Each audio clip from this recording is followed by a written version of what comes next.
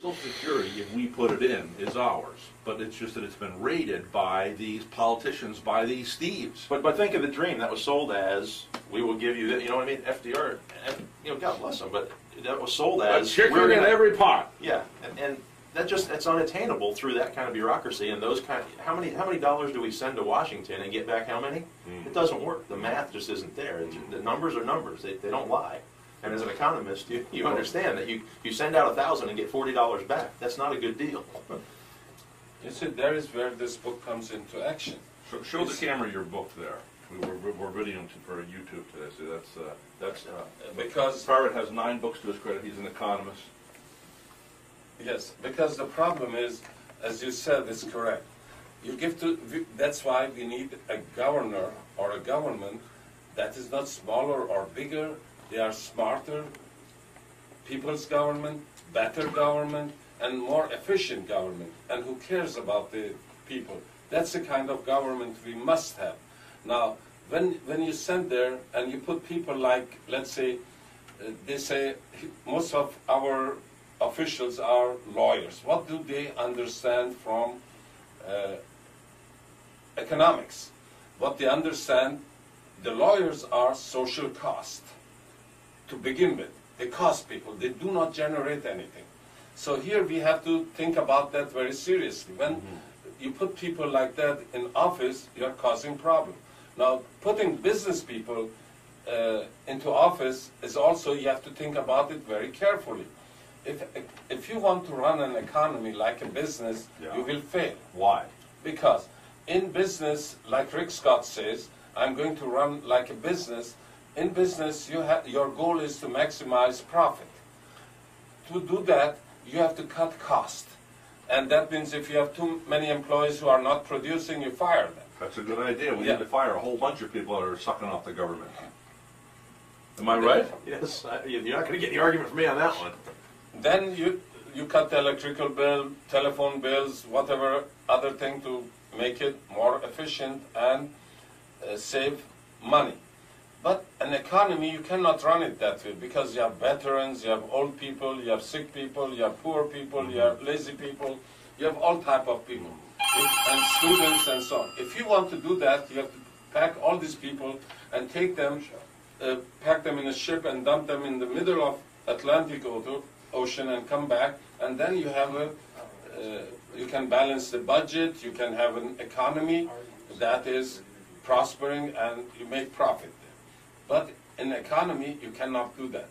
It is like you don't throw your father or grandfather out of your house, you keep them. Or your mother or grandmother, because you don't throw them out because they are not producing anything. You keep them and you pay for them. And probably you give your master bedroom to live in if you're a good son, like I was one time. When my parents were around, I give them the master bedroom. And myself and my wife, we lived in a smaller room. Now that's the honorable, honor thy mother and thy father that thy life may be long. This is how we should run an economy. But at the same time, here comes the efficient government into action, a smart government, and so on. When we create a possibility that people own everything. They pay off for their homes instead of 30 years. In 15 years, the students get free education, higher education. We can give them, create a situation that they can own free energy, create super clinics that cut the costs and reduce and increase the efficiency, and increase the quality, so that they can save 30–40% on their health insurance. And we have to get rid of property taxes altogether because it's un-American, it's economically wrong, everything is wrong with that thing. Farid Khavari, an Iranian man. Can an Iranian man with semi-dark skin who comes from a foreign country, can he be elected the governor of Florida? Perhaps it's time we got rid of politicians as we know it. Can they buy your vote? Are you a prostitute? I believe in you, and you are not a prostitute. Your vote cannot be bought. $50 million to win the primary for the governorship of Florida? $75 million to become the mayor of New York City? Ha ha. I don't care what happens. The fossils are dying.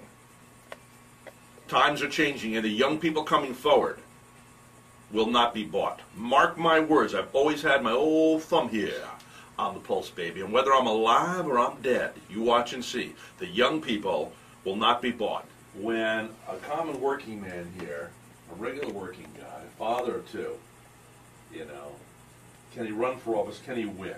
Are the American people really for sale? Young people, some young people are waking up, baby.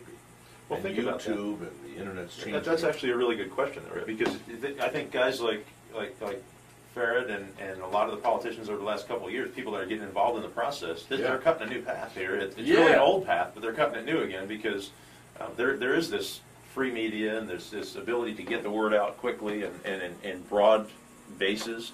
So people are becoming, they're questioning more. What is this thing really about? Yeah. How have we gotten buffaloed? And the answer is yes. In a lot of ways, we have gotten buffaloed. But it's our responsibility. It comes back to us. It's a government of, by, and for the people. So we need to make some decisions. We need to be active and involved in this process. And if we're not, we say, well, if I'm not going to vote, and we talked about this last night, if I'm not going to vote, well, I'm going to let somebody else do it for me.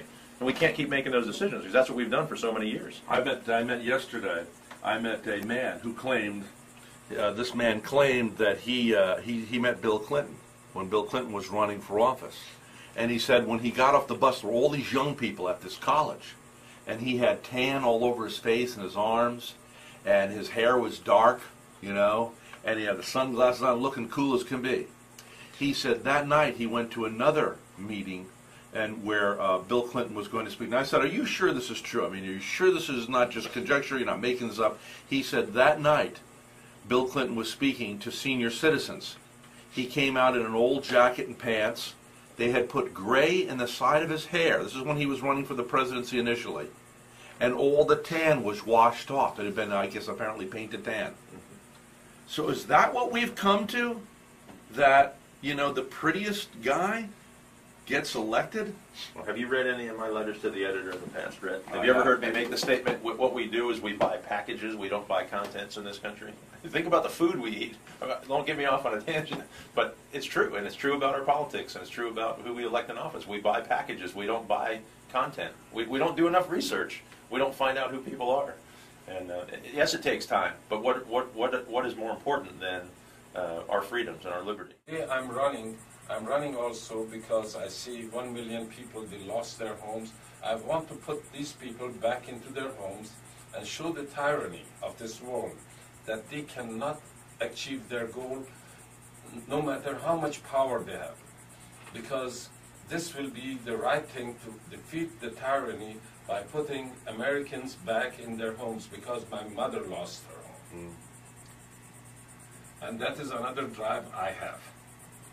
And if I'm governor, I will be helping people to go back into their homes, because first of all, it's from the economic standpoint, it's the right thing to do.